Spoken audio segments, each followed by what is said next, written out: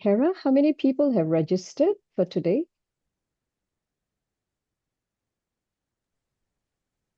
On our website, we have 61 registrants, and Oh, really? yes, and I believe on our LinkedIn page we have over 200. Is it, Oh, really? sir, Kazem? Okay. Yes, thank you very much. So we are on live on YouTube right now. And Hira, please open the room.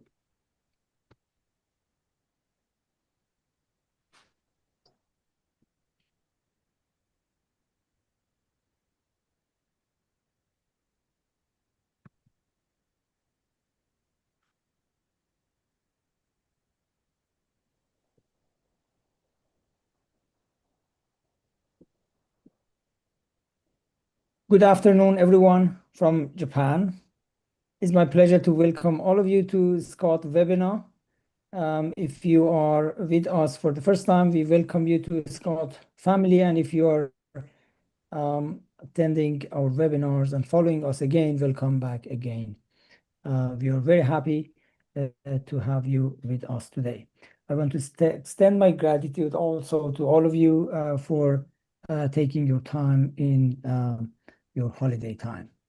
So today's webinar is titled Resilience in Face of Bias in Tourism, Overcoming Discrimination as Muslim Woman. And as usual, I'm going to ask the president of Scott to enlighten us with an opening remark. Professor Jafari, the mic is yours. Thank you very much. And from my end, good morning to you. Good morning. For those of you who are regular on Scott webinar series, you know that I was absent. I've been absent for almost 3 months due to health reasons and personal reasons. I'm back on stage now, doing my part. I'm very excited about the subject of this webinar today, which is about women, basically. In the tourism literature, if you do a comprehensive search, you see the subject of tourist is very well studied. A lot of articles are dealing with the tourist themselves, their culture, their behavior, their expenditures, their attitude, etc., etc. And then, of course, during recent years, you find more attention given to women, female tourists. And now we are dealing tonight, or today rather, with the subject of Muslim women, which suggests that there is a difference between Muslim women and other women when they are traveling or when they're at home. Some of the issues that arises when we are dealing with subjects such as women or single travelers and so on and so forth is that we end up stereotyping them. And as we stereotype them, just the picture becomes confusing. And sometimes we contribute to the stereotype. I want to be, I don't want to be critical, but if you look at the landing page of this webinar, there are 4 women in it, and all of them have head covers. Does it mean that all Muslim women have head covers? No. So sometimes we create the stereotype ourselves.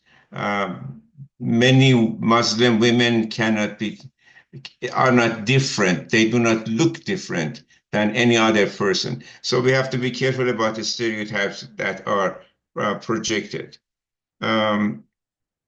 We also must recognize that the cultural background of the individuals makes a difference. People at home are one way, people on vacation are somehow different. So in societies that there is more control, the chances are that tourists away from home are having a different behavior or different expectations, and so on and so forth. So we have to consider all of these factors, and I'm really looking forward to learn from the presentations, which are basically practical observations or stories of female tourists going and enjoying themselves on vacation with family or without. Some of the things that I would like to come up during the presentation is, in order to deal with Muslim women tourists, we also have to talk about the people who serve them. The people who serve the Muslim or non-Muslim tourists, doesn't matter. They need to have an awareness of what are the limitations or expectations of the Muslim women. And I wonder to what extent we are educating our servers about the needs and expectations of Muslim women. By the same time, when we are talking about Muslim women, we have to think about the host country as well. To what extent the host family, host country is familiar with the culture of Muslim women. Sometimes they are not, and sometimes that causes clashes. So to deal with Muslim women tourism, we have to deal with the employees of the tourism industry as well as the host community. We cannot simply separate the Muslim women tourists as if they are in a vacuum. They are not. They are part and parcel of a global movement. So I'm really looking forward to hear views from different countries about Muslim women, about their travels, about their needs, how the industry should change or can change to be responsive to the needs of the Muslim travelers. Now, you all know that we are talking about a huge population. 2 billion people in the world are Muslim. Then 1 billion of them is women in that case. So we are talking about a big market, speaking the language of tourism, a big market to study, to understand, and to cater to. So I'm here to learn, and I'm looking forward to your presentations. Kazem, back to you. Thank you, Professor Jafari. As usual, with re-emphasizing the concept of the webinar. Yes, it is a very important topic within the industry. It addresses pressing issue and stereotyping and discrimination faced by Muslim women within the tourism industry. And despite their significant contributions, they often encountered barriers or problems in visibility and participation, both as tourists and industry professionals. I won't take more time here. I would like to pass the floor on to our moderator today, and just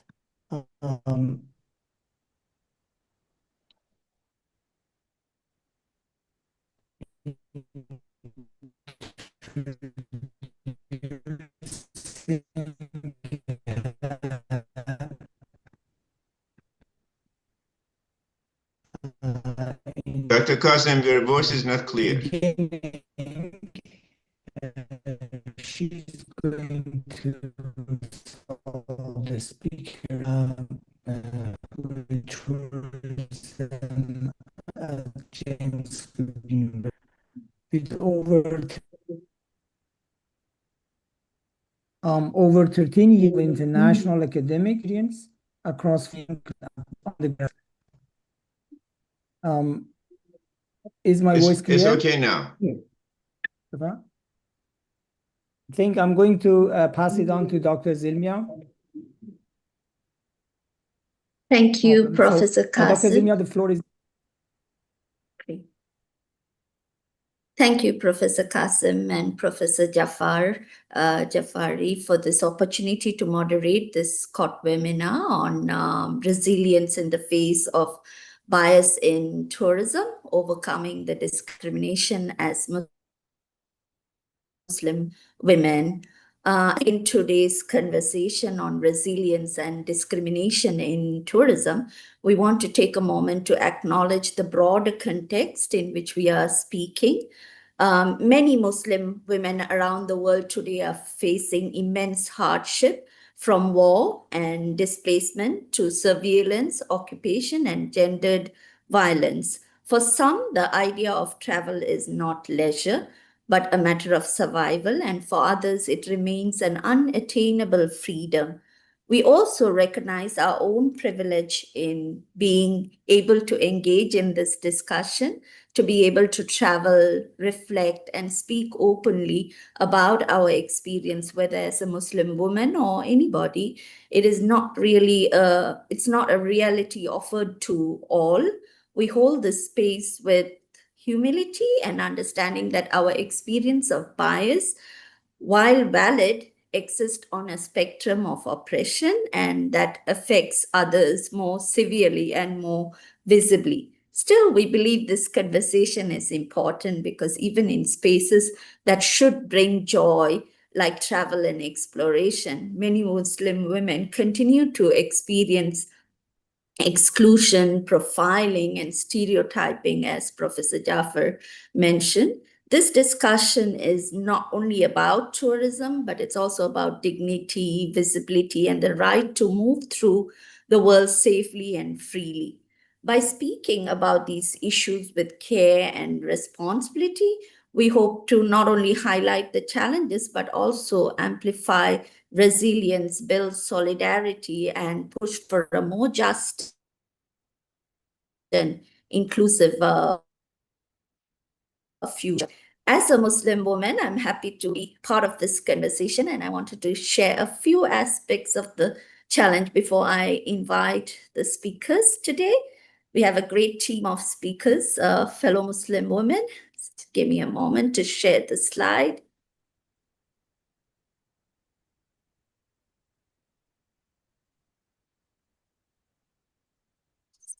So there are quite a few challenges, and I wanted to look at the first one, aspiring tourism professionals, because this conversation takes me back to decades ago, when I wanted to join the tourism and hotel industry and take up an undergraduate degree. And, there was this perception about the tourism industry, and there was expectations that limited my interest. I mean, not interest, but limited my scope in terms of joining the industry. There were several reasons that assumptions or stereotyping that hospitality roles are too conservative, family expectations, limiting career paths, and basically because of solo travel and relocation.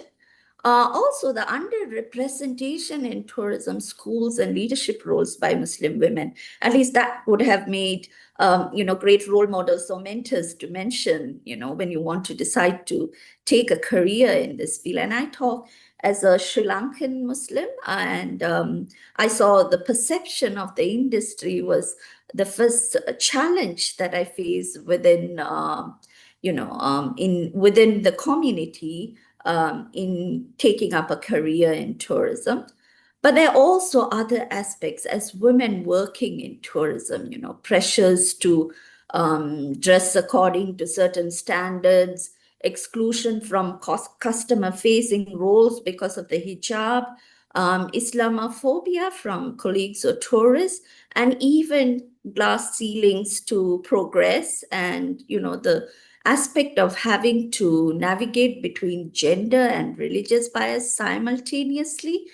Also, as travelers, whether it is the facilities, whether it is the safety concern, or the limited limited visibility in terms of travel media content and also in marketing.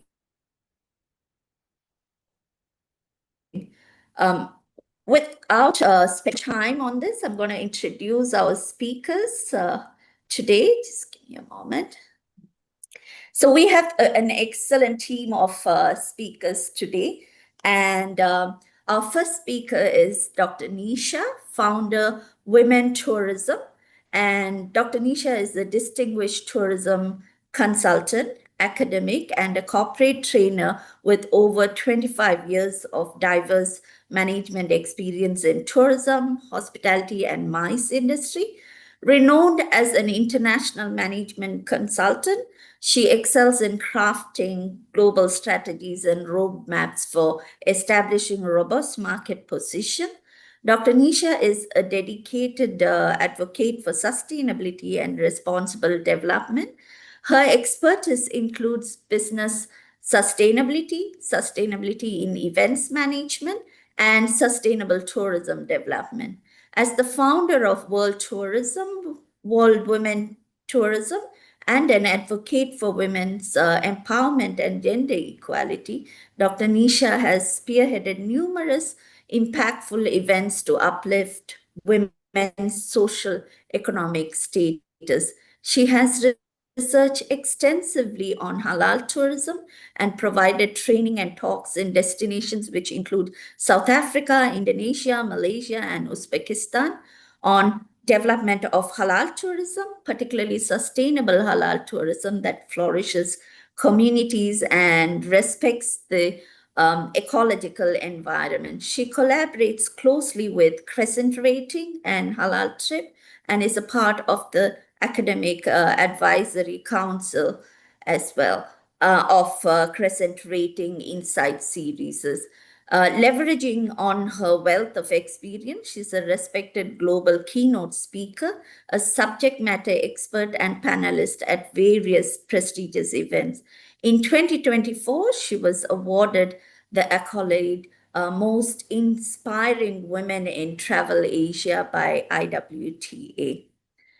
Our second panelist is a seasoned human resource professional with over 30 years of experience across diverse industries.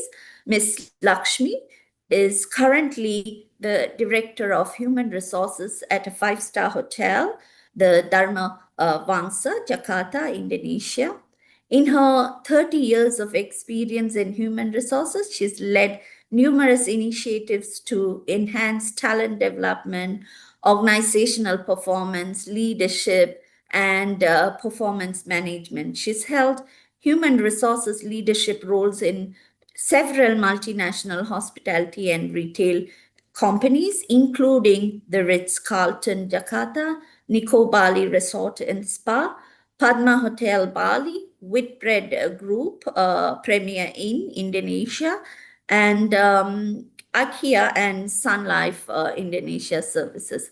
Known as a people person, she excels in building strong relationships, fostering inclusive work cultures, and driving employee engagement. Our final speaker is Dr. Hera. Dr. Hera is an adjunct associate professor at Griffith University and James Cook University and an adjunct professor at the University of Braga. And she's also a postgraduate academic at Trisakti Institute of Tourism and founder of Muslim Women in Tourism and Hospitality. She holds a PhD from Hong Kong Polytechnic University and is a certified hospitality educator from American Hotel Lodging Educational Institute. She has served as the head of tourism and hospitality at several institutions. Her research focuses on tourist behavior, Muslim tourists, halal tourism, and tourism education, with several of her works receiving academic awards. She's also been a speaker at various national and international tourist events, including the PATA Indonesia and UN Women.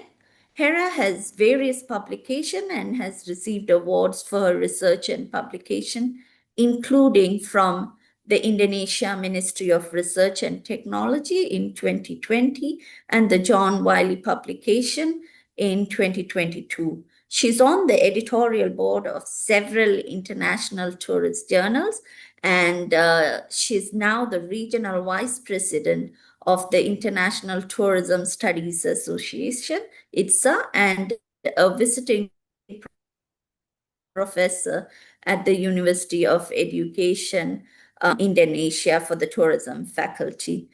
So we have a great team of speakers, and they're gonna chip in on some of the topics that I introduced in the space of aspiring professional, as well as a person working in, as a Muslim woman working in the industry, and as a tourist or a traveler and a solo traveler. With no further ado, I would like to invite Dr. Nisha Abu Bakr, who would be presenting and exploring the critical need for Muslim women's representation and empowerment in the tourism industry, and addressing some of the barriers of gender bias and religious discrimination they face. Dr. Nisha, the mic is yours. I'll just stop sharing. Yes. Thank you very much, Sylvia, for the introduction, and a warm welcome to everybody from a literally very warm Singapore. It is very warm over here. So no delays, and I'll just dive in straight into my presentation. Yes. So in the next 8 to 10 minutes, I would speak from the perspective of a consultant and a practitioner more than an academic, with the work that I have done with a couple of predominantly Muslim tourism destinations and the dialogues I've had with policymakers and the industry. So I will speak about the biasness that is in our industry, the underrepresentation, and what could be some of the economic disadvantage that we might be facing as a result of that, and what is the nexus between SDG 5 and our Islamic values and halal tourism, and some practical strategies that we have undertaken as practitioners in our industry. So I start with some of my work in these destinations. So if you look at the Maldives as a tourism destination, the perception that we tend to have is a thriving tourism destination, is very rich tourism destination. I would like to ask the audience here, how many % of the tourism workforce do you think encompasses Muslim women? Or women generally? Anybody? Just put it into the chat. How many % of the entire tourism workforce comprises of women? So let me just hear your numbers. Just keep typing the numbers.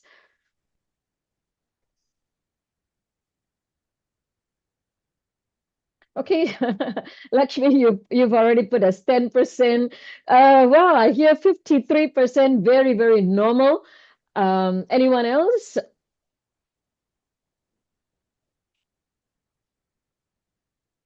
Okay, so most of the time when I post 70%, TZ says 60%. Very good. So a good guess, very good guess. Majority of the people I speak to tend to say about 50 to 80%. The truth is, only 10% of the entire tourism workforce is made up of women. And you know, the Maldives is a destination that's predominantly Muslim. So what is going on? And if you look at the Maldives 10-year tourism strategy, it focuses on sustainable development for the next 10 years. And primarily, they're also focusing on regenerative travel. And so when I met the policymakers and we spoke about what is the essence of this, you know, and looking at it, so only 10%. Which strategy of yours focuses on women's empowerment and development? So when you look at their tourism strategy, only one strategy focus on that. And when I looked at the budget and I asked them, do you have a budget for women's empowerment and development? They have budget for branding, they have budget for marketing, they have budget for promotion.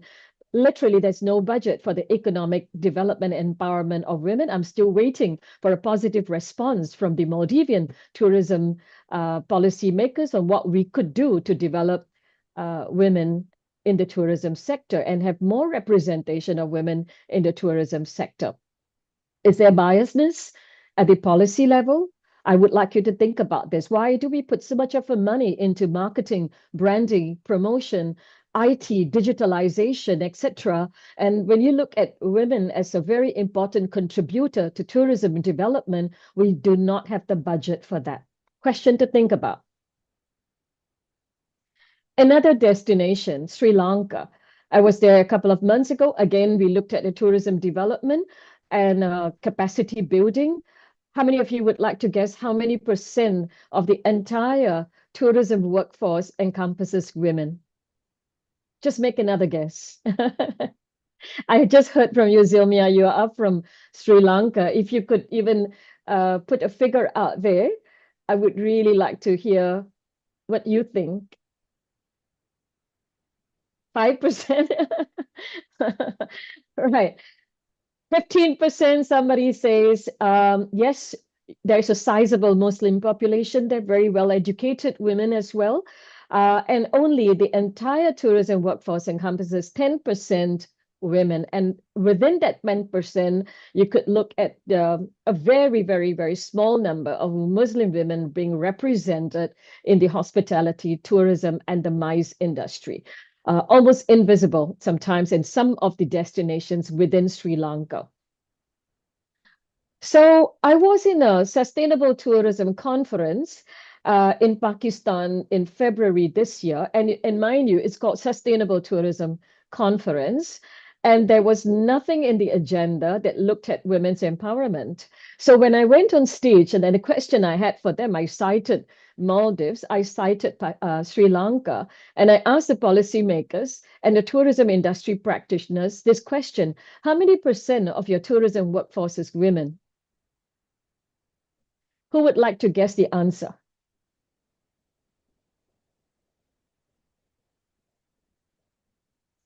Well, the answer is they don't know. They don't know. A very interesting answer, right? You are there measuring indicators and metrics like how many tourists are coming in, how much money we are getting, and therefore many like RevPAR and occupancy, and a lot of important data is gathered. But where is your data pertaining to how many women is working in the tourism and hospitality industry? So I gave them homework and I said, tomorrow, on my second day of talk, I would like to know what is the percentage of women in Pakistan's tourism workforce. And the answer is, another horrifying data, 5%. So is there biasness again at the policy level? What's going on? So much of money, resources, budget is put into the development of different kinds of tourism. And where is this budget devoted to the development of empowerment of women? Although it is one of the SDG, one of the very important SDG 5. Where is this conversation? Why is this conversation absent at the policy level? So it has been a dead end in my conversation with many countries. And I show you another one. This is Brunei. And as you know, Brunei is, again, a predominantly Muslim destination. Very difficult to find women at the forefront. And this is the Ibanese culture. Iban, it's a disappearing group of people. And if you look at all the women, they run this longhouse. And I was talking to them because they wanted to promote ecotourism. And I asked these women, what are you doing? And the person who's running the place said, in just a few years, we might have to close down. And that's quite a horror to me because it's one of the places in the world that we should preserve, we should keep. And I asked them, what's going on? Why are you not preserving it? Why are you not building it as a tourism potential? And the problem is financing. They are not receiving adequate credit. The next generation is lacking that enthusiasm and the motivation because literally there is no support from the government and the policy level. Third, entrepreneurial skills is lacking. So many more other issues. They are still producing. If you see the wonderful women on the right hand side, she still makes purse, using the natural resources over there. So there's so much of potential for an indigenous culture of protecting, and yet the women there, which they could focus on halal tourism, bring in a lot of halal tourists in there, but they lack the concerted effort to upgrade their skills, empower and develop them. Similarly, if you look at many of the reports that's coming out from the Middle East, what we are seeing is there's a lack, although education level has gone up, lesser in proportion of women in the tourism industry. But again, what we are also seeing is that while they are in hospitality, but predominantly lacking in some areas in tourism and hospitality. Tour guiding, big problem. Leadership, very big problem in there. Aviation, whether it's pilots or crew, again, they are lacking in that as well. So while they are in certain like housekeeping and the back of the house, what about the front and on the front line and some very important jobs? Why are they not there? So questions like this, I have raised it. We have worked with certain policymakers, and what we have found, and also in some of the research with women who enter the industry, and after less than 2 to 3 years, they leave the industry. What we found is that two big biasness. Number one, gender bias. There is a glass ceiling. When I talk about glass ceiling, don't even go into the territory of Muslim women. In Singapore, a very sophisticated, I would say, tourism industry is here. There's only 5 GM who are women in our hospitality industry. 5 women GM only, and there is just no Muslim women among those 5 women I'm talking about. Where are the decision makers? Where's the leaders? Women missing in there. Pay gaps, again, it is a big concern in our industry, which is the reason why many women who join in there, they leave the industry. C-suite representation, like I said, 20% of the tourism ministers are women, predominantly 80% are men. Again, Muslim women, very, very rare. Religious stereotypes are there. I've spoken to HR professionals. They are afraid to take Muslim women in there because they think that they would ask and demand for things like prayers and Muslim meals in the canteen. They would be very hard and fast about the acceptance of certain policies. So they have to make exception to the rule for these women. So there's a stereotype of what Muslim professionals are going to demand the moment they enter into this industry. So are there biasness? Definitely. From not only the Muslim women, the families, structural barriers, even at the policy level, there are biasness. So what then is a big potential? Why do we need to speak about this? Why do we need to raise our voices? Because, of course, SDG 5 talks about gender equality. But I would like to say that my work with the MICE industry, let's take Singapore, for instance, we are bringing GSTC, Global Sustainable Tourism Council certification to all the hotels, MICE planners, destination, as well as to the DMCs. And one of the criteria of GSTC is that there must be gender empowerment, gender equity, and SDG 5 must be visible in the procurement. It must be visible in their hiring practices. So if the Muslim countries are going for certifications, if they're going for GSTC, for example, then you have to pay a lot more attention to SDG 5. Otherwise, you are not going to get the certification. So I would say that although there is a social imperative, there is an economic advantage. We are hearing here in Singapore more and more companies that are coming from MICE events in their sustainable procurement policy, they have to procure from businesses that they embrace SDG 5. They have to, they are only willing to run their event at MICE venues if the MICE venues are embracing SDG 5 in their hiring practices. They would only contract a MICE company if the MICE company is showing evidence that they are buying their procurement or their products from women-owned businesses. So if you take this at a predominantly Muslim destination, what is that going to sound like, right? So there is a social imperative or a moral imperative, but I would like to say that think about it from an economic advantage as well. So while the halal tourism market is a huge 230 billion,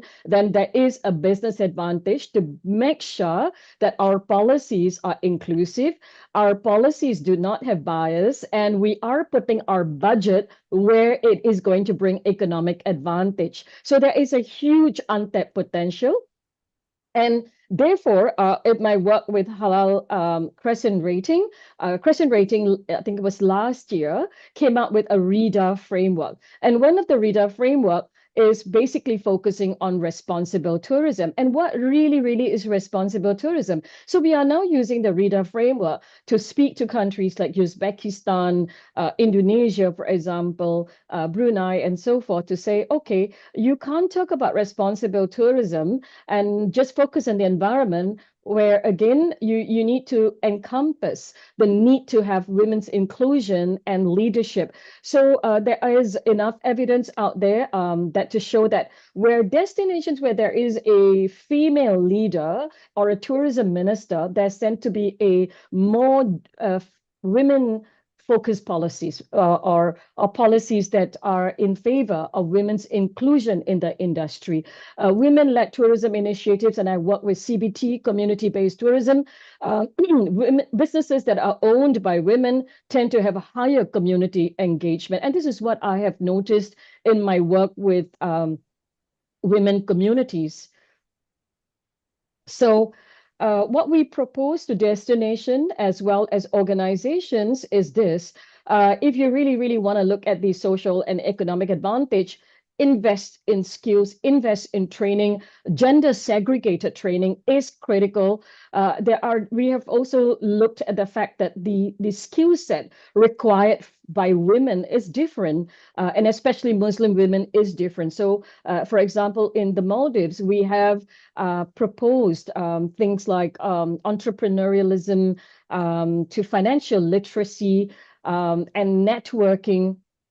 So we are also looking at how to ensure that there are women mentors in the various hospitality organizations who can provide mentorship, coaching. So we are looking at coaching and mentorship of female role models in this organization so that they would make it conducive for women to join in and also have a higher retention and not leave the industry after they join in. And that is something really important, is to start focusing on mentorship, coaching, as well as provide ample networking to ensure these women that they are working on bias and discriminatory practices. However, the good news is that these are all these women here. They've all been practicing. They are leaders. So Aishat is from the Maldives tourism. We have Shaira. She's the first GM in UAE, women GM in UAE. So we are making a lot of progress, but not enough. So I would just put one last slide, and we could use this for our panel discussion. I think we have to stop thinking of the fact that Muslim women need help, but we have to look at, we have the solution. We are the solution to many of the trends and issues that are happening in the world. We need to shift from inclusion to leadership today. And this year's International Women's Day has got an amazing theme of the fact that we need to take accountability and not wait for help. And I want to show this as a last slide, that we have resilience, and it is in our nature to fight whatever biasness or discrimination that is happening and ensure that we take ownership and accountability to shape policies. So let's challenge some of the biasness. Mentor Muslim women in our organization and destination, advocate for inclusive policies, and provide forums like this to amplify. And I'm sure we would be seeing shifts in the leadership of women in our industry. With that, thank you very much, everyone. And I look forward to hearing your questions in our panel. Thank you, Nisha. That was a very interesting, presentation, and we got to hear of stories from different countries. And it was very interesting to see the percentage of Muslim women actually in the industry, working in the industry. It would be probably interesting to see also what's the percentage compared to the men, like in Sri Lanka, I know there's a lot of Muslim men in the tourism industry, and same here with Singapore, where we are. It was also interesting to hear about the REDA framework from Crescent Rating and how this drive, or this aids the agenda of meeting, SDG 5. Thank you so much for that Thank you so much. insightful presentation, Nisha. Thank you. Thank you. Our next presenter is Lakshmi Angrani. Her presentation highlights the implementation of hijab in Indonesia hotel industry, the challenges Muslim women face, actions hotels can take to support them, and it advocates for equal opportunities and inclusive policy and a respectful workplace where hijab-wearing staff can thrive professionally. Over to you, Lakshmi. Good afternoon, everyone, and thank you for Dr. Kamble for the opportunity. So, from my side, actually, I would like to share a bit about the practice in the hotel industry in Indonesia, actually. So, this is how we currently what is happening, and listening from Dr. Nisha, actually, I really love it, because then it gave us also some ideas to pursue on how to thrive into this kind of issues. One moment.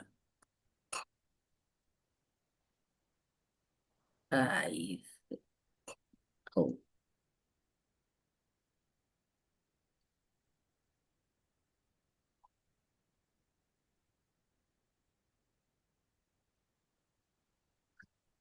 So let me share my slides. Yeah.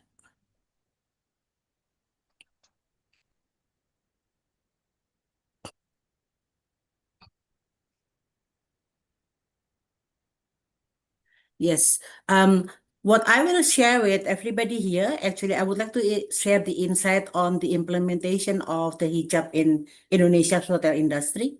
And also maybe a bit also sharing about key challenges that faced by the hijabi employees, as well as some practical actions to support hijab-wearing women in the hospitality industry that me and some of my colleagues actually thinking of, but not implementing yet. So this is what I would like to share.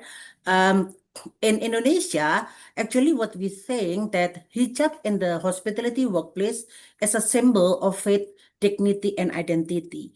And to be honest, as a big Muslim country, wearing hijab actually is very common among Muslim women in Indonesia, even though not everybody wearing it, but now it's growing a lot since last 10 years. So the evolving of the Muslim woman as well as wearing hijab is already there. And sometimes the hijab actually misunderstood as an incompatible standard for some of the hotel industry, because it's not adhere to the service expectations. The overview of Indonesia hotel industry comprises of three things. First of all, that we have a diverse hotel ownership and the local ownership as well as hotel management. And we also have Muslim majority workforce. Then it means that the increasing demand for inclusive policy is there at the moment. So some legal considerations that already exist in Indonesia, that the government actually supporting the use of hijab and non-discriminatory employment practices. But this one with the what you call the practice is not really there.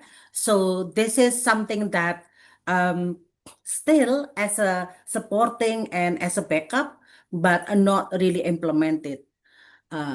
In our opinion, as a hotelier, the benefit of embracing the hijab actually is support HACCP policy as well as hygiene compliance. As you know that the in F&B productions, actually, we are required to use the hairnet as well as the head chef. But we during wearing hijab covers, actually covering their hair and neck, and this is, in our opinion, reducing the risk of hair contamination in food preparations. And in our hotel, we already implementing it. It works really, really well. Secondly, also promotes professional modesty and uniformity. It creates a neat and consistent appearance among the team members. So it would be really, really good if, we could have a look on those uniform, maybe engage with certain designer that now in Indonesia has a lot of Muslim designer that is really, really nice, and create something that is nice and look like a professional. That will be another benefit. Enhance guest relations through representations. Guests, especially from Muslim majority countries, they will more feel welcome and respected when interacting with diverse and representative staff. And seeing those hijabi employees serving at the front desk actually send the message that the hotel respect cultural as well as religious diversity. And the last but not least, it will also strengthen the employee engagement and attracted qualified talent, because I do believe that so many qualified talent that are wearing the hijab but not able to entering the industry because of certain limitations. The challenge that we are facing at the moment, and actually I experienced it myself, that there are so many very often that we feel there is an indirect form of bias. I say it in a very soft way, but Dr. Kamde smiling over there. But myself, actually, I did some interviews, but I think it's 2 interviews, and I know exactly that I've been not accepted because of I don't want to, to surrender my hijab. That's something that I experienced myself, and I do believe that a lot of ladies out there also experience the same thing. The second one, restriction in the guest contact roles. This is also something that still happening up to today. The reason is because a lot of hotel reasoning, because they want to provide a neutral ambience to the guest that is checking into hotel and staying at the hotel for the guest comfort. But still, I do believe that if we present it in a very nice way, the things will be different. The last one is that indirect pressure to confirm the I'm sorry, indirect pressure to confirm the standard of the hotel.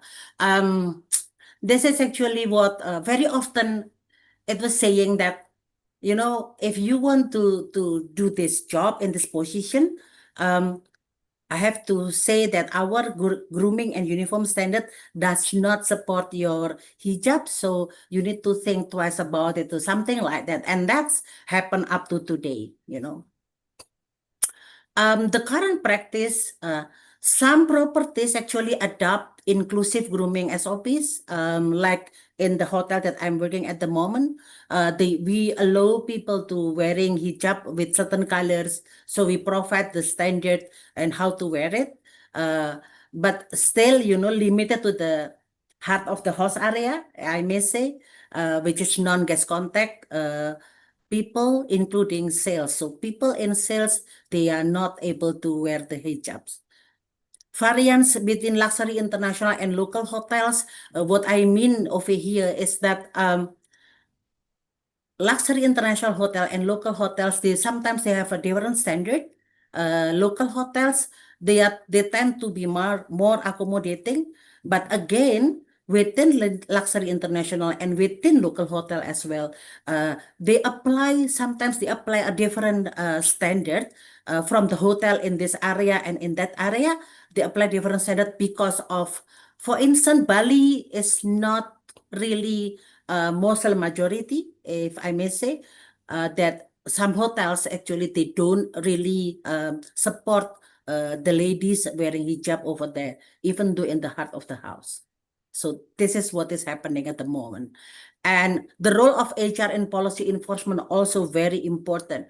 One of it that I shared previously, mentioning about the standard of wearing hijab in the food production, which is in the kitchen. In our hotel, lately, I think for the last 18 months, we allow the ladies to wear the hijab because we believe it is also help a lot in terms of the hygiene and sanitation standard. And the steps toward inclusion. So this is actually what me and some of my colleagues think from the practical point of view. We have some call to practical actions. So what we want to do is actually that we want to start with awareness and not accusations. In this turn, we still compiling the documents and data on the best practice of successful hotels that accommodate hijabi employees in guest-facing roles. But to be honest with everybody here, this is not really easy because in Indonesia, in fact, the guest-facing roles is still not allowed to wear hijab, except if they are working in Sharia hotel. And we also want to use real story to foster empathy and not confrontations, because we do believe this kind of approach will be better if we are doing it in a peaceful manners. So doing the foster empathy will be better. And second one, we want to open dialogue and not demands. And I think this is something that we can use and maybe establish in the future for the employee resource groups to create a safe space for hijabi employers to share experience and build a network. At the same time, also can have the mentoring program with this kind of network, then present the facts of successful business where hijabi employees thrive in frontline roles without affecting service standards. The reason why I put this, because what I learned actually that we have a lot of restriction from the owner of the company. And that's become something that is really hard, even though the hotel management or international chain accommodate the hijabi, the owners doesn't welcome to that kind of setup yet. Reframing policies and no challenge.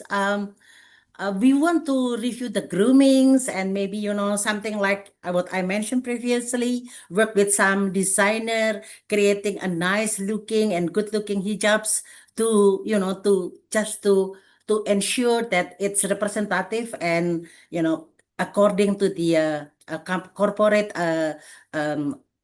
corporate culture and values. And maybe inclusion lens on the uniform policies as well. That will be help in the future, as well as the SOPs. For the business owner, we want to highlight the business value, not just ethics. So again, this is something that's really huge, and maybe in the future, I would need some, some feedback as well from the colleague and also the friends here, and how to do it, because this is again another important things to ensure that, inclusion will improve guest experience, staff morale, as well as brand reputation. The fifth one, promote visible role models, because I was really also surprised hearing from Dr. Nisha that as a GM in the Singapore, is only 5 ladies GM. In Indonesia, I could see that some GMs are ladies, but still, only few ladies that wearing hijab could become a GM because of the glass ceiling that you said previously. So this is something that maybe we also need to think in the future. And, of course, myself as a practitioner, that will be, a lot of things that we could do together with my colleague here. Implement mentoring and career coaching over development programs to ensure equal access to promotions as well as leadership roles.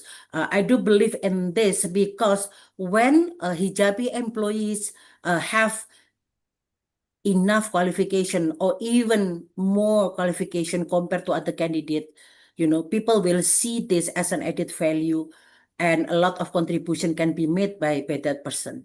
So that will be one of the most important things that we need to to pursue in the future. And reflect culture through actions, meaning that inclusion should be part of daily behavior. It has to be enlivened on our daily basis. Encourage greetings, teamwork, and feedback that reinforce respectful engagement. That will be a very important to the hotelier in Indonesia. That's all from me. Thank you so much. Thank you, Lakshmi. That was also a very insightful presentation. I had talked about, hijab wearing and aligning them to, back end roles rather than front roles or guest contact roles. And you had brought out some good points, of how we can be more inclusive by normalizing the inclusion by having a lot of people involved in the front end roles as well. I'm aware of the time constraints, so we have more time for question answers later. So I would like to now invite Dr. Hera, who would be presenting on Muslim women in tourism from margins to center. The mic is yours, Hera. Thank you, Zelmia. Thank you, everyone. And Assalamualaikum warahmatullahi wabarakatuh. And I'm very happy to see some of my friends from South Africa, from Australia, Indonesia.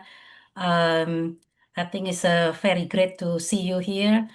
And I hope some of my friends here can also share the opinion, because I know they are wonderful Muslim ladies as well here. And I believe they also have some in mind to share with us, and so we can also have a more discussion and learn from each other. Okay, without further delay, I would like to share my PowerPoint. I will make it brief so we have more time to discuss. Okay. Yeah, I think what we already listened from Lakshmi, Bu Lakshmi, and Nisha, right, about the women and why this Muslim women important in tourism, right? And it's very interesting to know how they are very great, have a very great role in tourism. And that actually 65% of Muslim women nowadays take at least one international trip annually, which is 40% increase from 5 years ago. And interestingly, they also spend more than the average tourist, about 30% more. So we can say that the growth of the Muslim women is something that we cannot look under. It's very important for us to understand about the Muslim tourists, because the rise of the Muslim tourist travelers, and the fast growth of the Muslim travelers is very valuable part of the tourism market. And as a result, we also see the growing travel companies such as the Sisters Gateway and the Wanderlust Women, and also several countries like Japan. They're trying to capture the Muslim women market. And even Japan experienced 140% increase in the Muslim women visitors to the country. And this is actually the study that I did with my colleagues, Triana Dewi and Nurbaiti from Trisakti. I think I saw Dewi in here. We did a study, this is actually in a process, but we did a study in the quarter 4, 2020-24. We asked 513 Muslim tourists, and it's very interesting that Muslim women actually shows a higher travel motivation compared than the Muslim men, and mainly driven by the faith and also the personal growth. So when we ask, why do we Muslim women matter in tourism, the answer is clear. They are not just participants, but also powerful drivers of change, innovation, and inclusive growth in the industry. Okay. When we talk about the challenges of Muslim women, they actually happen on two levels. So micro levels and also the micro levels. On the micro levels, Muslim women deal with Islamophobia, microaggressions, and stereotyping, as I think every one of you know already, like being seen as oppressed or passive. There's also constant concern for safety, experience of harassment, and even discrimination just because of how we dress, like wearing the hijab. I think Bu Laksmi also experienced itself about getting a job. And on top of that, there are often expectations from family or society that limit our freedom to travel. Then on the broader level, on the macro level, socio-religious norms and cultural practices can create barriers. For instance, some women need husband permission to apply for the passport, or facing national policies like travel ban, and which is make it harder for women to travel independently. There's also the issue on infrastructures that are not always inclusive or sensitive to the Muslim women needs. So these layers of challenges show how both identity and structure affect Muslim women's ability to travel freely and safely. Okay, this is a very actually interesting study just published in 2025. So for many Muslim women, traveling isn't always easy. It's not just about being a woman or being a Muslim. It can be both, right? So the challenges can come from both sides. Sometimes we are treated differently just because we are women. And then because we wear hijab or look visibly Muslim, then the treatment can get even worse, because I think some of you here experience as well. I have experienced as well about being, discriminated when I travel. Or maybe someone just judges you because of your religion, and being a woman makes it even harder. So in this double layer of bias that many Muslim women face when they travel. And that's why it is so important for the tourism industry to start paying attention, to see us, to understand us, and to make space for us.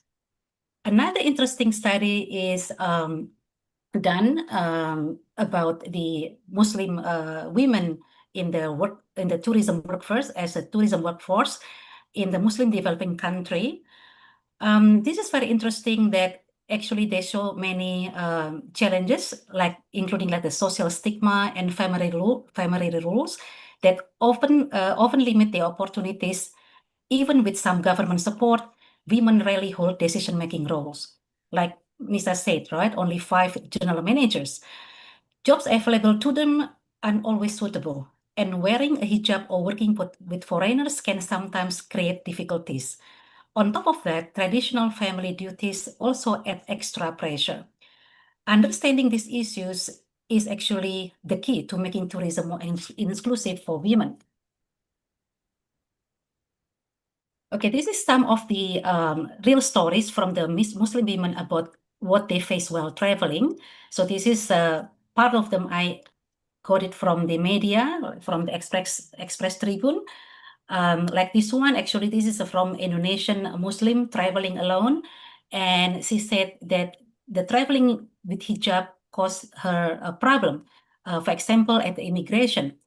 And then also some of the from the ABC News, from the Arab News, like in the Melbourne at that time, two women ladies just having a relaxation in the cafe and they got attacked by someone. And then also in here, like the Hamdi, actually a lady who I think he is a founder of like one of the Muslim women travel, and she also got a pleasant experience about especially during a travel like at the airport.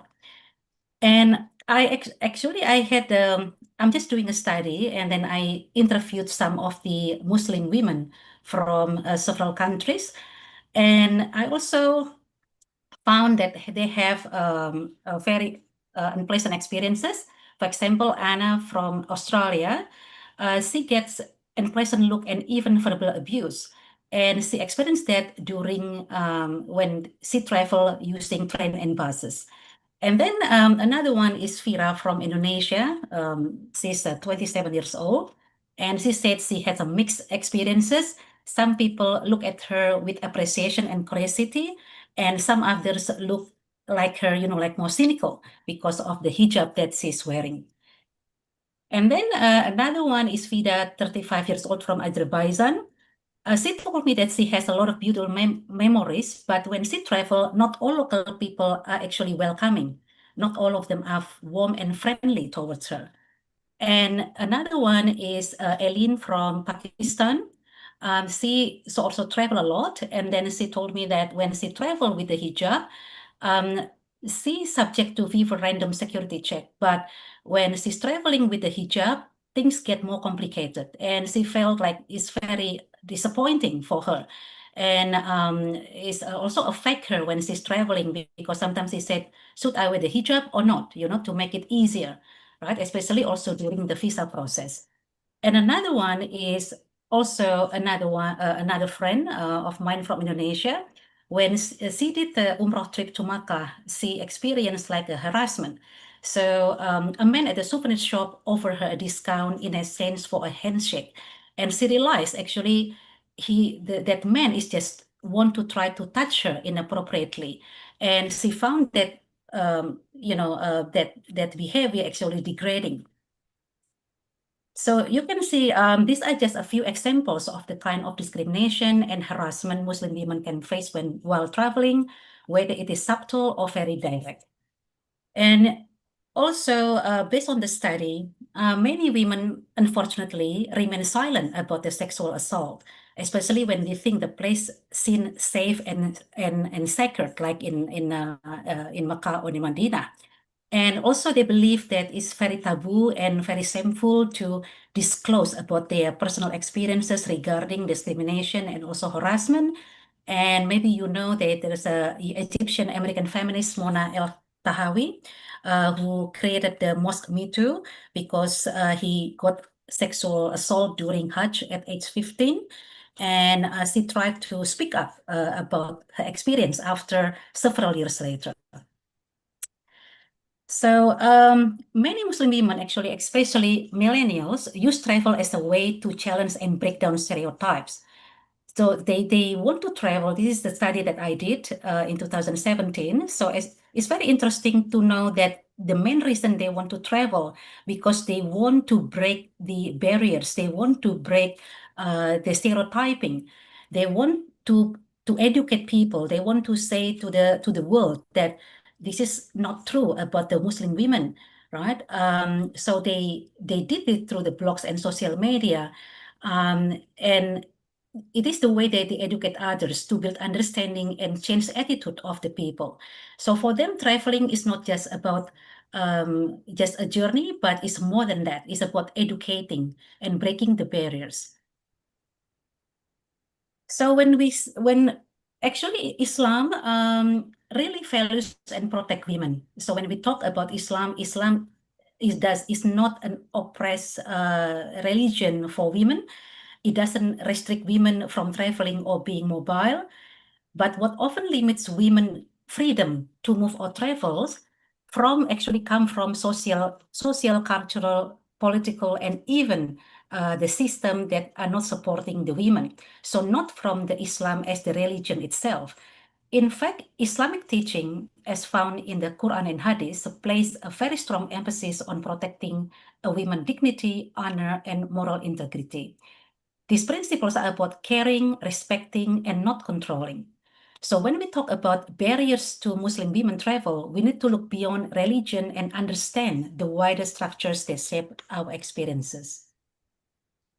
To overcome these challenges, we need to rethink how we view Muslim women travelers and their roles in tourism. Many are already finding ways to navigate the system, but are the voices really truly being heard? Does the tourism industry today really reflect the needs, values, and aspirations of Muslim women? We need to ask, how do we address the cultural, religious, and gender-based barriers that still exist? What needs to change in perception, policy, and practice to better support the Muslim women, both as travelers and professionals in tourism industry? We also should reflect on whose stories are being told in tourism and whose are being left out. So the big question is, what can we do as individuals and as a community to recognize, support, and elevate the roles of Muslim women in shaping a more inclusive tourism future? So what we need now is tourism stakeholders that truly sees, hears, and support Muslim women. So let's keep this conversation going. Let's listen, include, and uplift, because supporting Muslim women in tourism means building a more inclusive and just future for everyone. Thank you.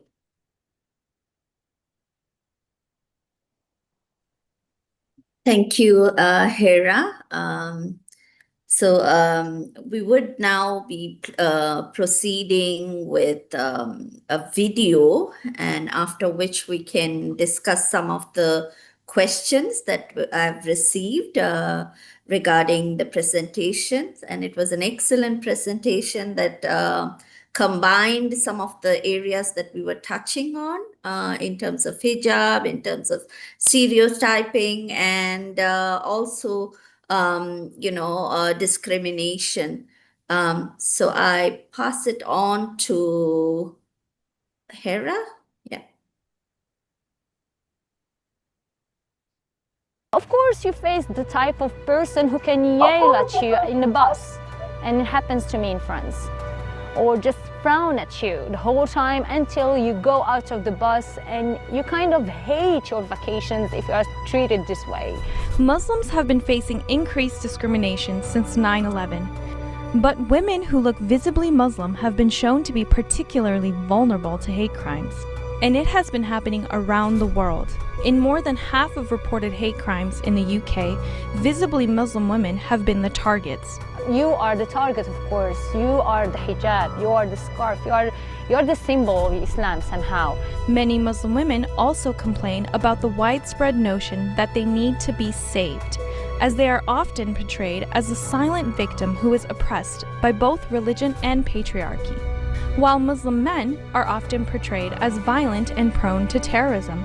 You are a victim of a media, or you are a victim of an image that media there is kind of showing to the people. The gendered extension of anti-Muslim sentiments inherently tries to liberate Muslim women from Muslim men, and disregards the discrimination they face in the public sphere. We're less aware of the fact that Muslim women are discriminated against in employment and the workplace. We rarely think about the issues of migrant, refugee, and asylum-seeking Muslim women. Visibly Muslim women are often marginalized in public, and this, in turn, causes fear and anxiety. According to a study by California State University, 34 out of the 40 Muslim American women interviewed reported experiencing verbal assaults or threats in public. And another study showed that Muslim American women are particularly prone to depression due to heightened experiences of religious discrimination and internalized stigma. Bans on religious symbols in education or at the workplace also affect Muslim women in many countries around the world, forcing them to make a very hard decision: faith or career. I I been victimized? Yes. Did I suffer from it? Absolutely. And did it affect my career path? Yes. When will Muslim women stop facing the double burden of sexism and anti-Muslim discrimination?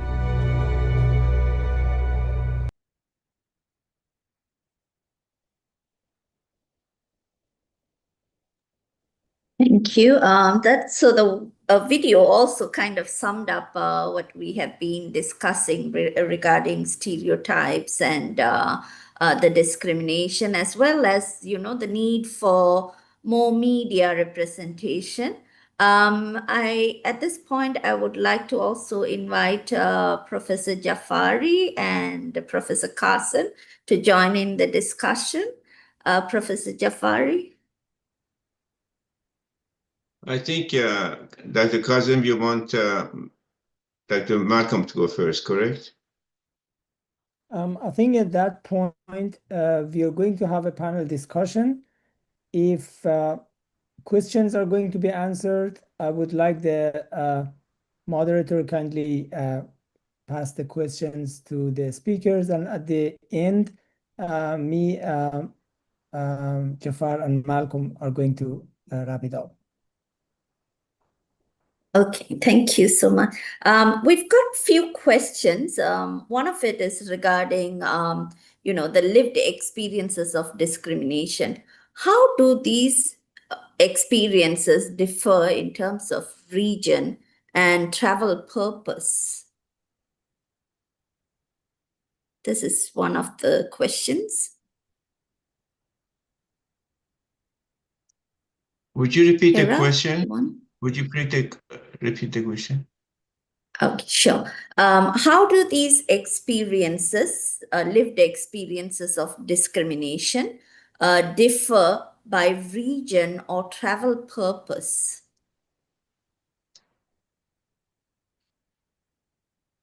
Nisha, Hera, or Lakshmi, you're okay to pick it up.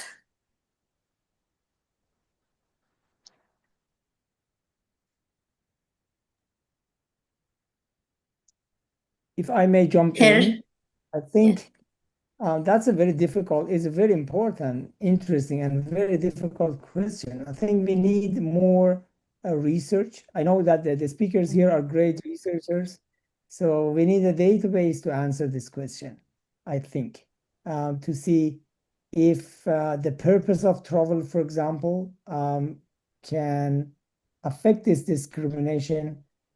If, for example, women traveler are in business trip and they're respected for their position, they might be different, or if they're simply traveling as a tourist. So there should be a different, but to answer this question, I personally think we need a very at least basic data and research to answer this question. But I think this question is more as a research topic than a simple question. Yeah, I think Back to Yeah. you, Zul. that's correct, Kazim, because I think it really depends. We need, I think, for the study whether when we travel as a tourist for leisure, business for the business, or maybe for exhibition or education, are they any different in being discriminated? Maybe as a tourist, maybe we will receive less discrimination than when we are going somewhere as a businesswoman, for example, to get a deal or maybe to get a job.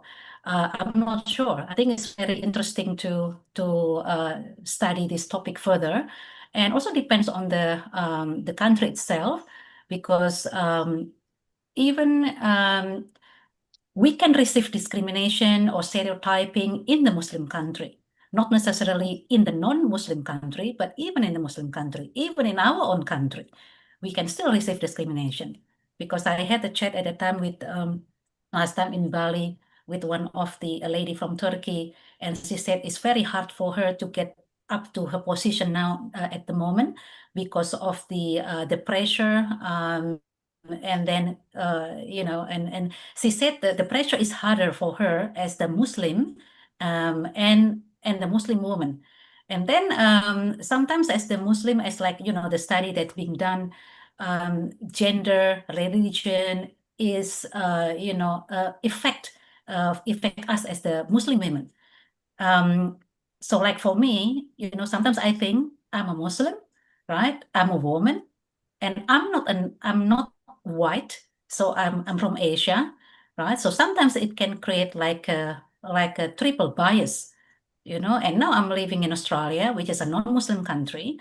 And when I travel, I receive discrimination not only in the non-Western country, but even in the Muslim country, although it's not really, not really very harsh or very hard, but even like a subtle microaggression, like comments, they still consider as the, like a discrimination, or can be considered as the even like stereotyping, so I think it's going to be a very good study later on. Thank you.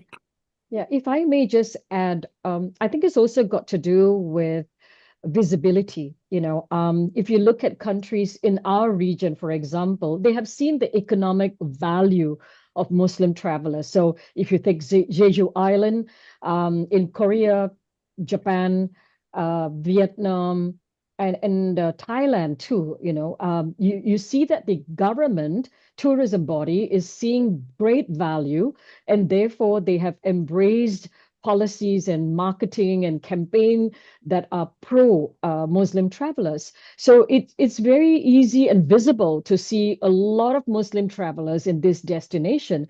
Tourism suppliers are now are able to speak the language that is favorable to Muslim travelers as well. So they understand what Muslim travelers want. They understand what is halal, what is Muslim friendly. If you go to souvenir shops, they are now having, scarves and all for Muslim women. So again, it goes back to policies, the government bodies, the marketing campaign, how pro-Muslim friendly they are, and the visibility of tourists in these destinations. We face less of a bias or discrimination there. If I may jump in, tourism has been aware of the female market for decades. A personal case I remember, I experienced myself. I had gone to Taiwan some 25 years ago. And on the top floor of a hotel, they were giving me a tour of the hotel. On the top floor, every room was showing Qibla, the direction to Mecca, and there was a copy of Quran. And I was really surprised. 25 years ago in Taiwan, a non-Muslim country, and they said this is our marketing technique. This market is growing, it's becoming, it's rich, it spends good money, and we should attract them. So as you can see, the awareness has been there for years, but now it's becoming more and more evident. True. Thank you for that, answering that question. We've got one more on how can community play a role in building resilience in this, era, or in this premise of discrimination and biases?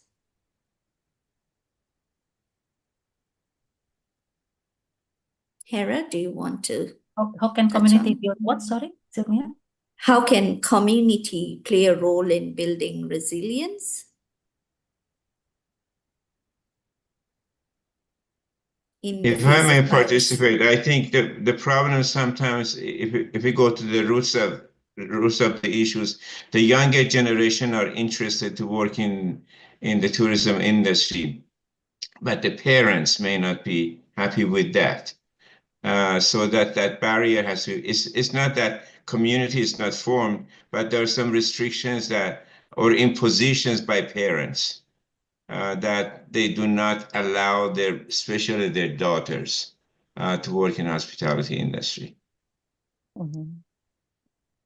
Yeah, very good point there, Prof. Jafari. In fact, I faced it as well, initially, not from parents, but extended relatives, where perception of the hospitality industry and the roles, aren't so positively seen. And this also touches on what Dr. Nisha also mentioned of more visibility in terms of media communication, in presence of having good roles, mentors to look at. Those are the 2-3 questions. I know we are running a bit this thing on time as well, so I would like to now invite Professor Malcolm Cooper.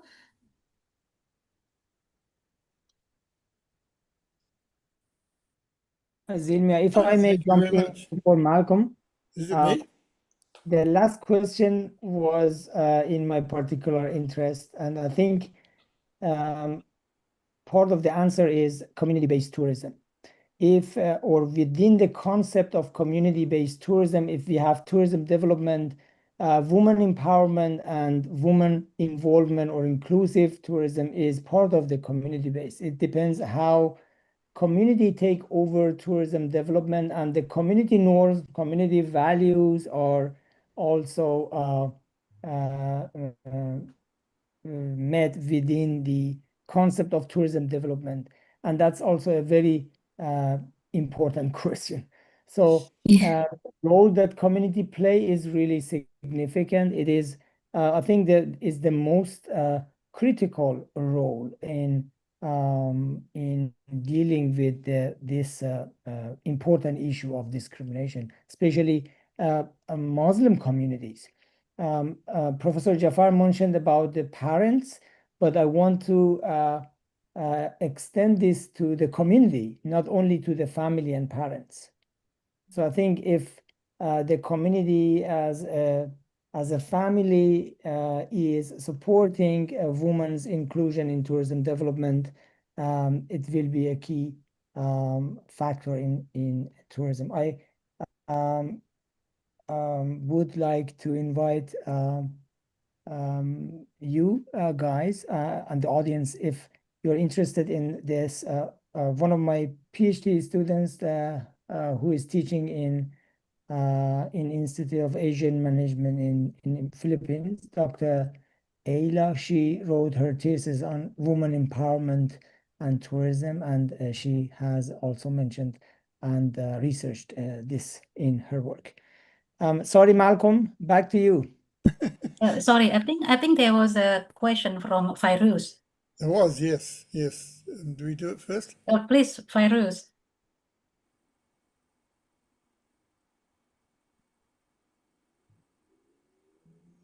No? Fairuz? Just a moment, I need to open his mic if you want him to talk. I'm going to do it. Oh, okay.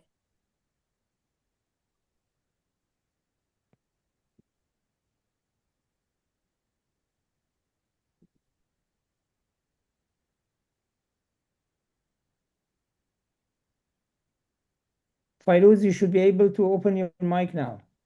Assalamu alaikum and greetings to Alaikum all. salam. Thank you so much for this Salam. amazing platform. Me being based in Cape Town, South Africa, and do community-based tourism, I'd like to just say that, when we speak about tourism, especially to communities, not many of them understand the benefits of tourism, and where it can lead to. So if people go in and create awareness workshops within those communities to make people understand what tourism is about, how people benefit mutually themselves and the organizations that they work for, then people will have a bigger picture and a better understanding, why women should play a vital role in the tourism sector. Mm.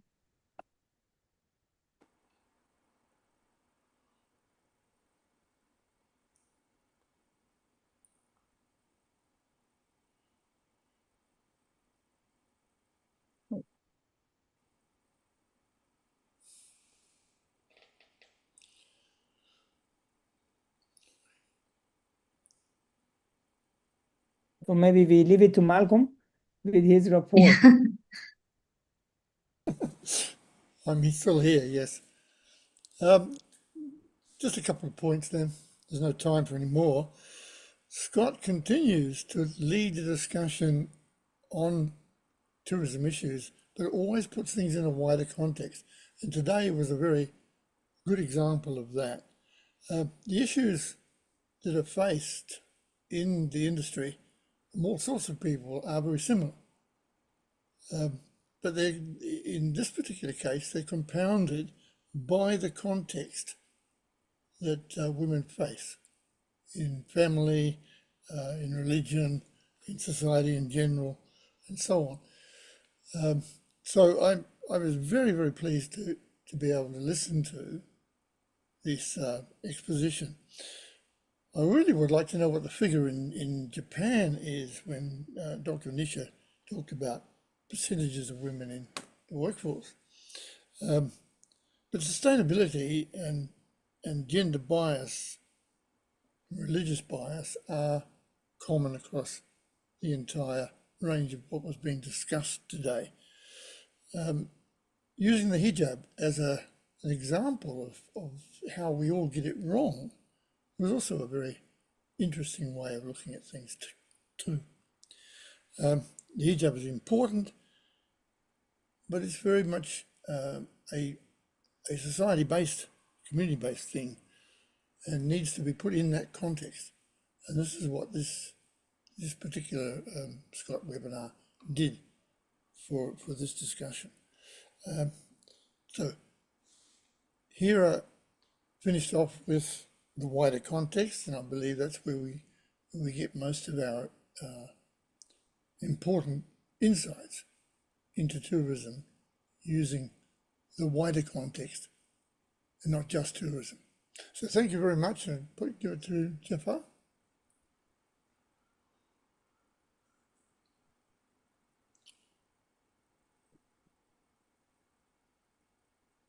No, what's happening? Dr. Jafar, you are going to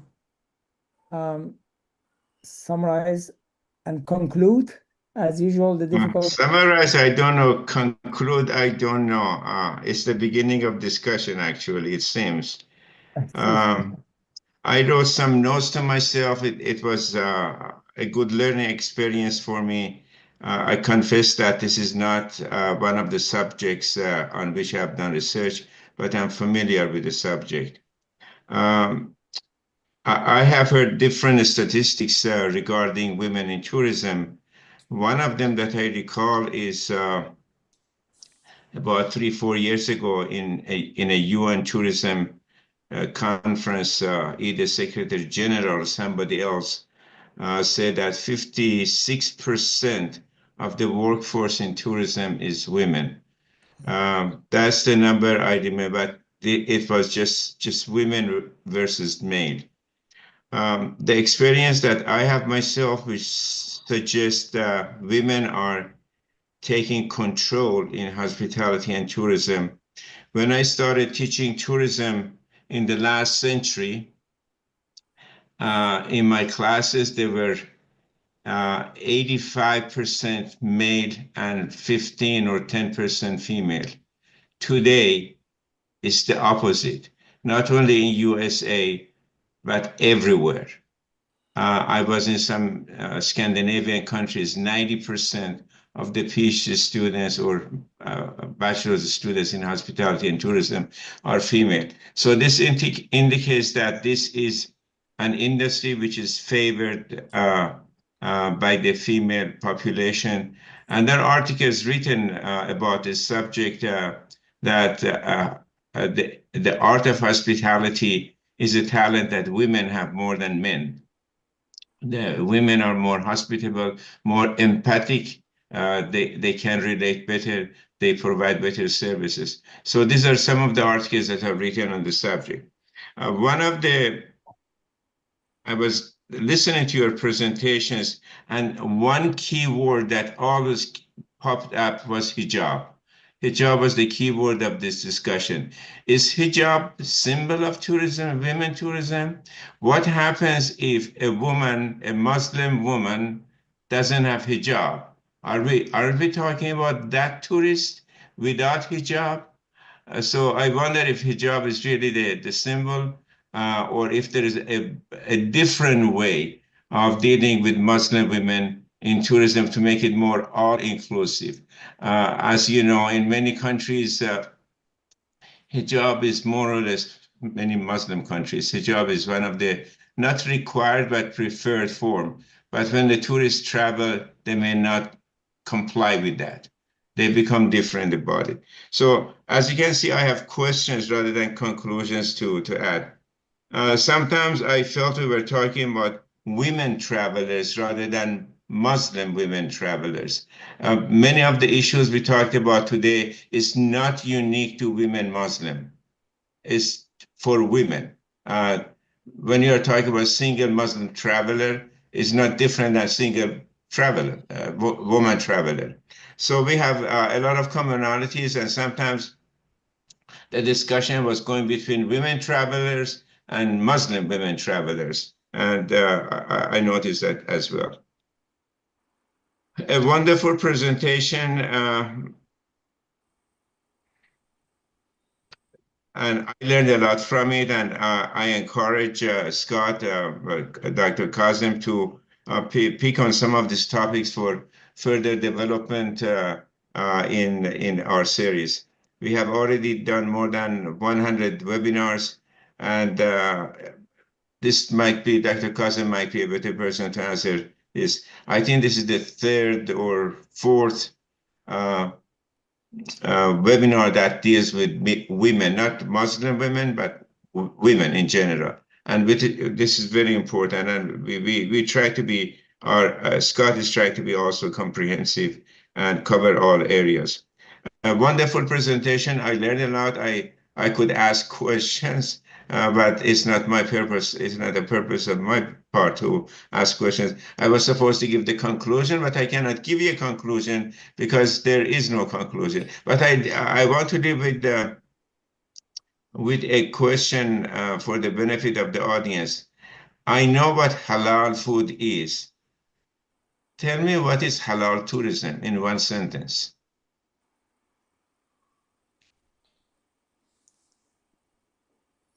Or two sentences. Halal tourism. Yeah, halal food, everybody knows. But what is halal tourism?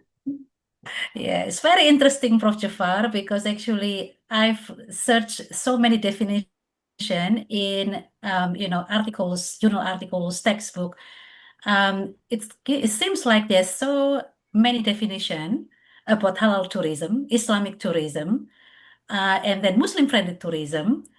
And even some people said like halal friendly, and which is what I think halal friendly is not a correct term, because halal is halal, black and white, either halal or haram. There is no halal friendly. So this is something that actually very interesting to to have a further discussion. What we can say as the halal tourism, because some people said the halal tourism and then Islamic tourism in many studies, but there is no like a clear definition what is halal tourism. What I know is halal tourism is a traveling like a type of tourism where we try to address the needs and the wants of the Muslim tourists. And this is what I can say from most of the articles that I read. But some of them say that is also like more into meeting the Sharia, for the Muslim tourists. But for me personally, halal tourism is not only for the Muslim, but also applicable for all tourists. Because when we talk about halal tourism, halal is not only, like it's not about religion, but it's about product and services that that actually meet sustainability and wellness. Because if you see, when we provide the halal food or halal services, this is very closely aligned with sustainability and also with the wellness.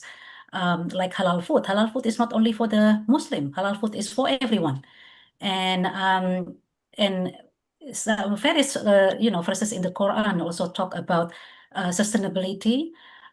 Even the first sustainable city is actually Madinah Al Munawwarah. Yeah, so I think it's very interesting, Prof. Jafar. I think maybe you can lead later on like discussion how can we define halal tourism and how can we define Islamic tourism and Muslim friendly tourism. Thank you, Prof. Exactly.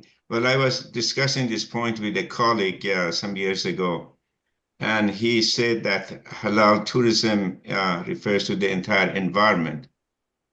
And in particular, he was saying that male Muslim tourists should not be exposed, should not be in their view, in their eyes, they should not be haram things.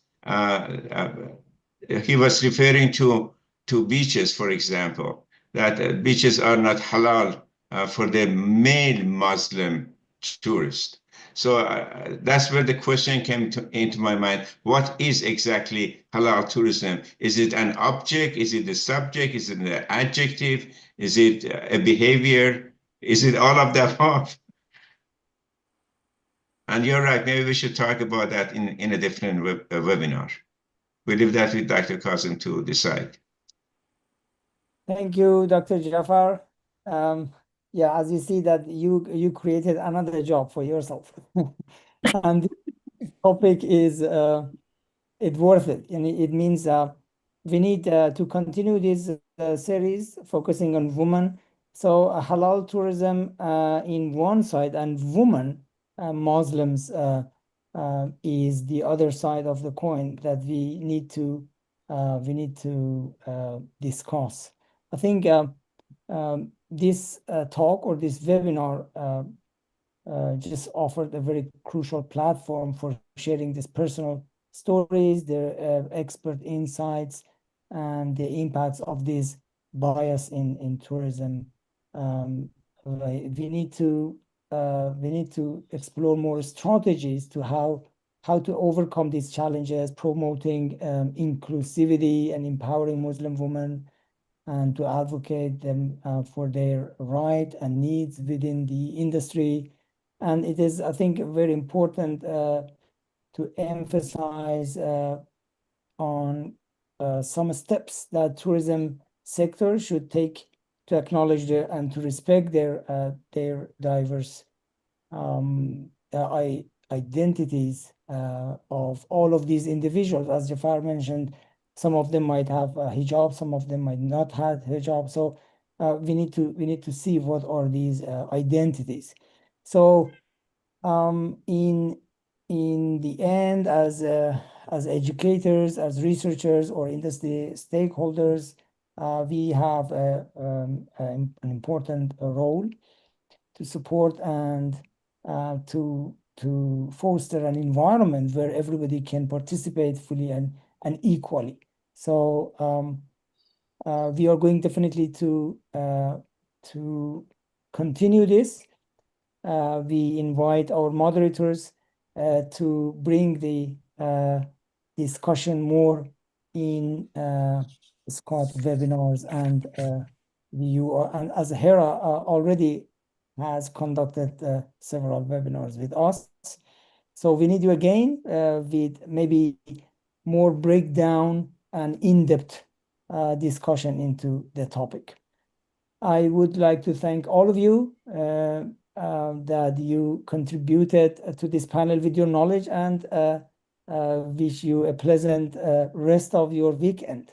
Thank you very much for everyone. I wish all the best, and do not hesitate to write us if you have questions. We would pass it on to the speakers and moderators.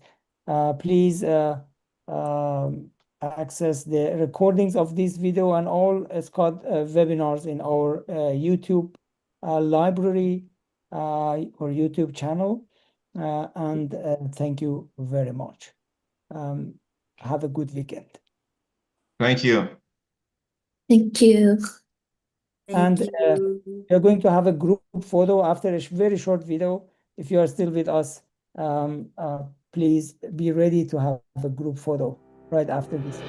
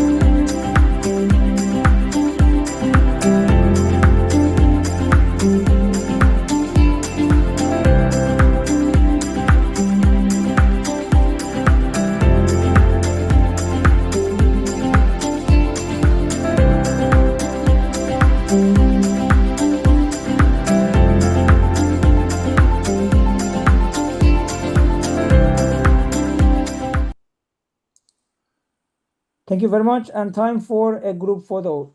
So please turn on your videos, and we are looking for your big smiles.